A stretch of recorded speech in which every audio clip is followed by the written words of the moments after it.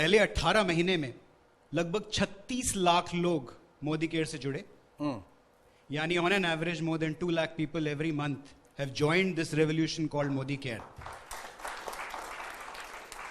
We have launched during the pandemic के दौरान हमने लगभग 150 नए प्रोडक्ट्स लॉन्च किए जी.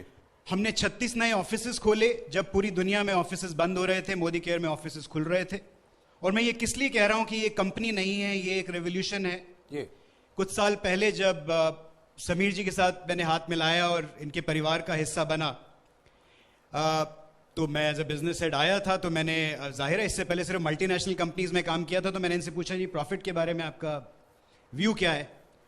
तो उन्होंने मुझे बोला राहुल ऐसा है कि मुझे इस बिजनेस से प्रॉफिट नहीं कमाना है.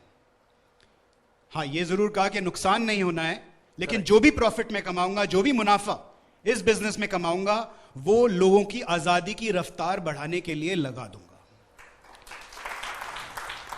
He is someone who not only believes in his mission, his vision of आजादी फॉर एवरी इंडियन, हर भारतीय की आजादी की विजन पे ये ना ही सिर्फ बिलीव करते हैं, बल्कि पूरी की पूरी इकोसिस्टम को उसकी तरफ ड्राइव करते हैं.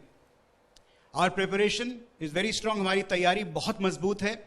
और ये मैं विश्वास दिलाना चाहूंगा हमारे सारे मोदी केयर के जितने भी परिवारजन हैं, लगभग 53 लाख लोग आज मोदी केयर से जुड़े हुए हैं.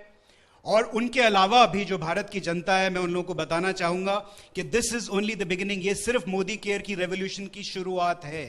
आइए इस रेवोल्यूशन का हिस्सा बनिए, क्योंकि अब हम सिर्फ भारत में नहीं, पूरे जगत में, पूरी दुनिया में मोदी केयर का आजादी का झंडा लेके जाने वाले हैं. अभी कुछ दिन पहले मैं समीर जी से बात कर रहा था. समीर जी, अब व्हाट नेक्स्ट? तो अब भारत से बाहर का प्लान बनाया जाए. And you know what his answer was, Shekhar ji, what he said was, मैं चाहता हूं कि सबसे पहला देश जहां हम आप जाके आजादी का झंडा गाड़ें, वो होना चाहिए ग्रेट ब्रिटेन. लॉजिकली वो कहते हैं भाई ये वो देश है जिसने भारत पे राज किया, मैं चाहता हूं कि मैं उनको जाकर उनके देश में आजादी दूं.